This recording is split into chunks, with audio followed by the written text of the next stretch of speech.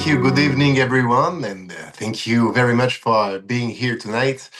So, I'm Samuel Madar. I'm French. I was born and raised in Paris, and I'm genuinely very happy to have this conversation with you tonight because the subjects we are going to discuss tonight are sensitive, complex, sometimes uncomfortable, but deeply important. And what I would like to do tonight is not simply present an NGO or a report. Maybe I would like to tell you a story, my story, a trajectory, to be more precise, to be more specific, to explain where I come from, what shaped my worldview, why the fight against antisemitism became central in my life, how that gradually led me toward European institutions, of course, why I joined the EU Watch, what we tried to demonstrate with our first major report, and above all, what we want to build now. Because ultimately, everything I do today comes from one simple conviction. When a society becomes incapable of confronting ideological extremism honestly, it eventually pays the price for it. And I sincerely believe Europe is approaching one of those moments. I belong to a generation that grew up with a very powerful idea.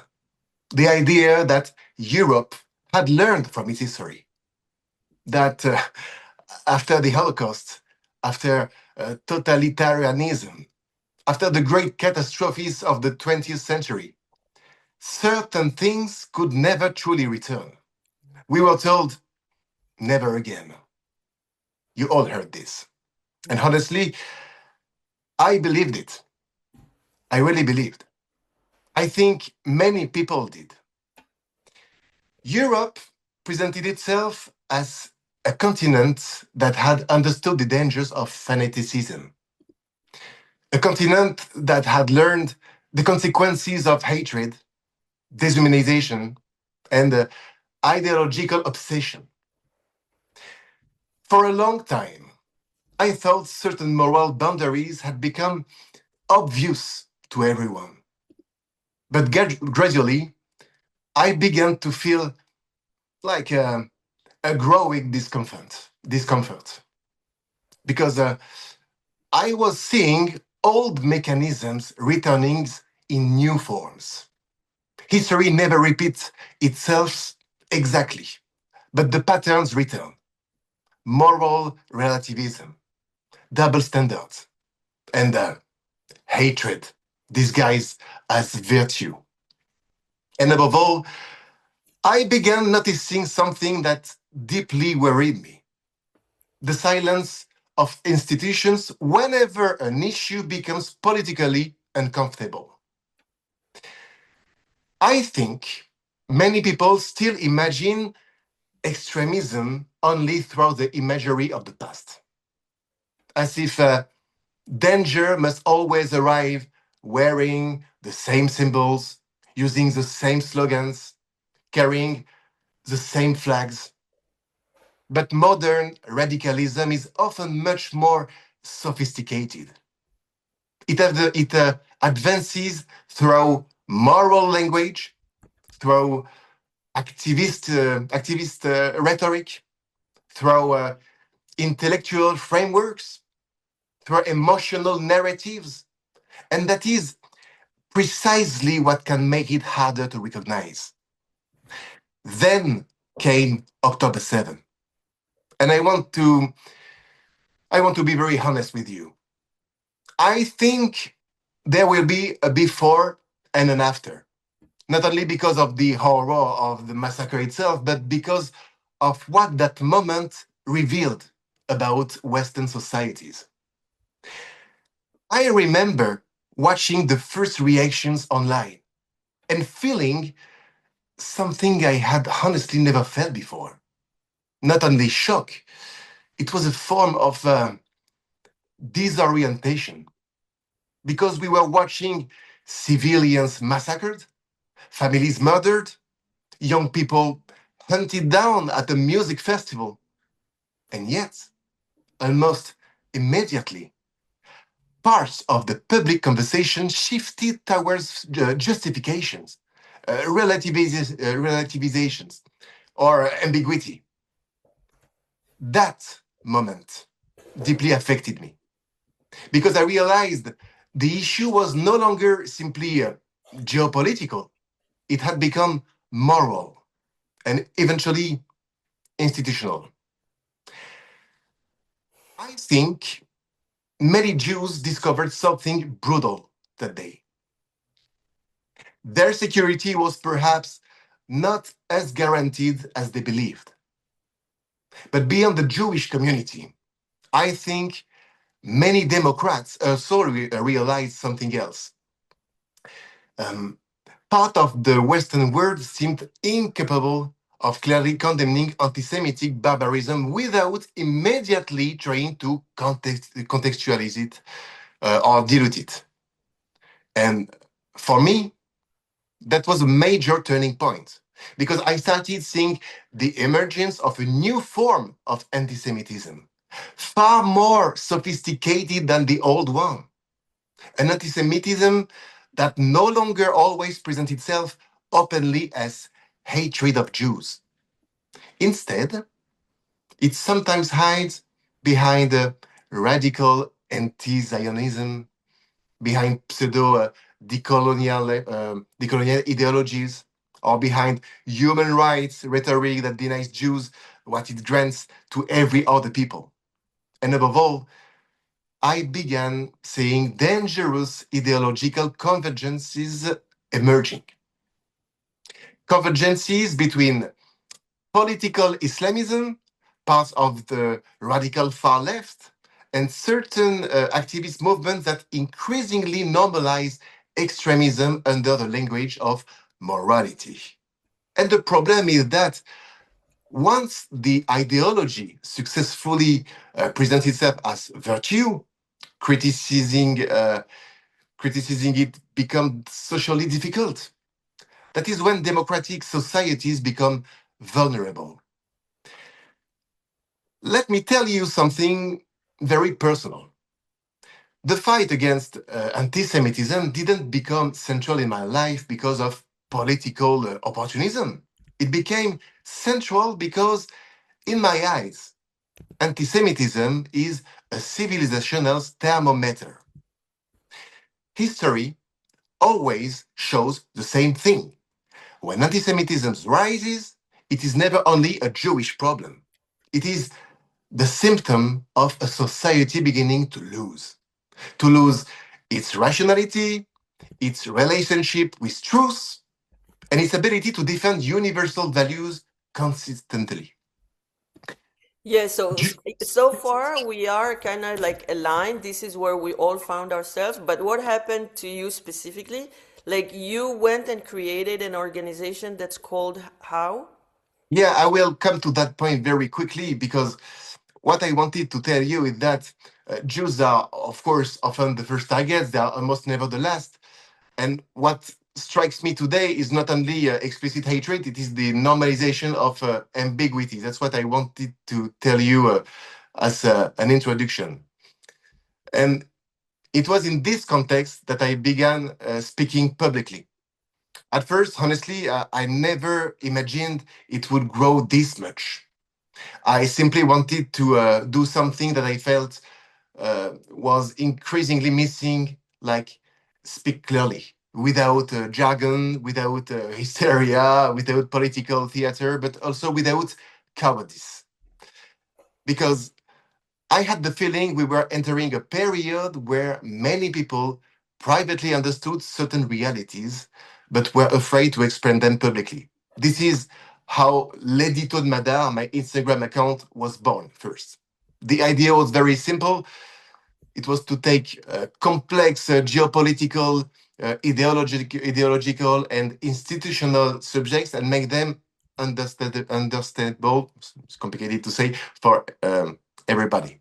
And very quickly, I realized there was enormous demand for that because many citizens today feel like exhausted by propaganda, by double standards, and above all, many people feel that certain truths are becoming increasingly difficult to express publicly without immediately being caricatured.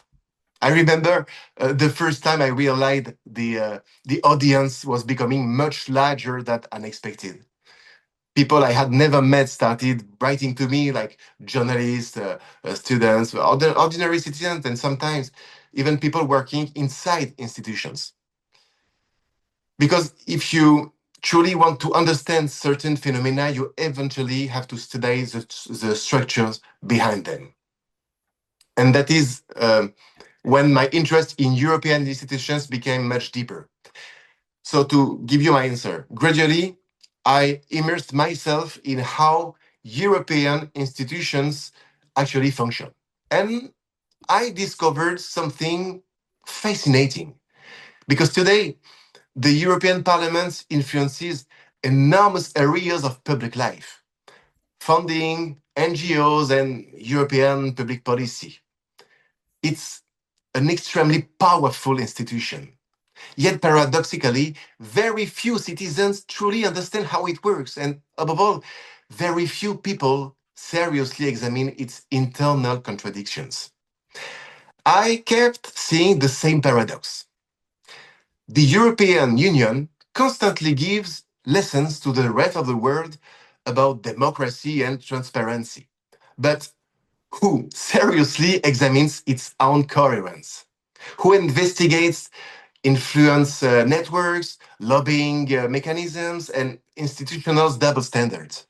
And the more I explored these questions, the more I realized there was a massive democratic blind spot. Because today, many important decisions are made inside technocratic environments that ordinary citizens barely understand. And when citizens stop understanding institutions, distrust inevitably grows. I remember one conversation with someone working around the European institutions who told me something very striking. They said, most Europeans have no idea how much influence certain networks have in Brussels. That sentence stayed with me because I realized transparency was no longer simply a technical issue, it had become a democratic issue. And it was in this context that I became close to EU Watch. EU Watch was founded in 2021. The organization was created around a simple idea to observe European institutions through the lens of transparency and democratic accountability. And I So, joined, wait, yeah, just to be clear, is it just about the European Parliament or about a set of institutions? it's about European Union and all those institutions related to. So I joined the organization EU Watch in March, so 2 months ago. It's very recent, as executive director, because I felt there was a real need today to Yes. yes. No, I think you wanted to tell me something. No. Okay, so it was just to observe European institutions with the same level of scrutiny than they themselves impose on others. So, since joining, my objective has been very clear: to give EU Watch a stronger public presence, a more investigative dimension, and greater accessibility for ordinary citizens. Because today, many Europeans feel that European institutions have become distant, technocratic, and sometimes, I don't know the English word for opaque. And honestly, I believe there is now a tremendous demand for transparency because democracy cannot function sustainably if citizens feel that certain areas are protected from scrutiny.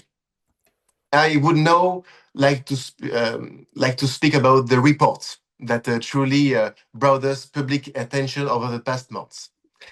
The report on Rima Hassan. I don't know if everybody here knows Rima No, Hassan. me Okay, so neither. I will tell. Yeah. I will tell about it. I want to start from the beginning because, of course, many people from outside of France may not know this subject. So, Rima Hassan is a French Palestinian lawyer and activist who became a member of the European Parliament in 2024. So she's an MEP. And after October 7 and the war between Israel and Hamas, she became one of the most visible political figures associated with radical pro-Palestinian activism in France. And I want to be very clear about something. Our report doesn't say it is illegitimate to defend Palestinians. That is not our issue. The issue of the report lies everywhere. The real question is this: at what point does a democratic institution consider that certain rhetoric or behavior becomes incompatible with its own fundamental values? Because in analyzing the Rima Hassan case, we examined public statement, political positioning, and repeated ambiguities surrounding Hamas. But above all, we examined the reaction, or at times the absence of reaction, from the European Parliament itself. And this is where the subject becomes interesting even for people unfamiliar with the French politic or European politic. Because ultimately the real issues goes far beyond Rima Hassan. The real issues, uh, the real issue, to be more specific, is the coherence of democratic institutions. The European Parliament has disciplinary tools. It can sanction members, open procedures, and react politically. And it has already done so in other cases. In the report, we notably studied the case of another MEP, a Polish MEP, Gregory Braun, a far-right Polish politician who faced strong institutional reaction after several anti-Semitic provocations. And once again, our objective was not to claim these two individuals are identical. This is not our point. The point is, if the European Parliament is capable of reacting quickly in certain situations, then what exactly are the criteria being applied? Why do certain red lines appear very clear in some cases and much blurrier in others? That is the coherence we are questioning. And honestly, we didn't expect such an impact. The report was heavily relayed in newspapers, on television, on radio, online, and across social media, not only in France, but across several European countries. Overall, it reached several million people. And what is interesting is not only the media visibility itself, it is what that visibility produced politically. Because for a long time, the European Parliament had essentially chosen silence. But the media pressure generated around the reports eventually forced the institution to respond publicly. And something very revealing happened. The European Parliament ultimately acknowledged its own limitations publicly. It's crazy. In essence, it admitted that it doesn't systematically verify statements or publications made by the members of the European Parliament. In other words, a public admission of institutional weakness. And for us, that was extremely important because our objective was never simply to create controversy. Our objective was to expose a structural problem: the limits of democratic oversight mechanisms within European institutions themselves. And I believe that moment marked something very important. Because for the first time, strong enough public, media, and political pressure forced the institutions to break its own silence. Of course, this is only the beginning. The road ahead is still very long. But this report demonstrated something essential. European institutions are not completely impermeable to democratic pressure when that pressure is serious, structured, and evidence based. And honestly, we won't let go because these issues have become far too important to remain buried beneath ambiguity and institutional silence. But for us, this report was only a beginning because as we advanced in our research, we started seeing something much larger emerge. An extremely sensitive question. Let me be very clear about it. How are certain Europe funds actually allocated? This will be what I will work on in the next months. And above all, are some organizations directly or indirectly financed by the European Union truly compatible with European democratic values? I'm speaking here about NGOs, activist networks, and sometimes proximity to Islamist movements. And let's be honest. Okay, this subject is explosive.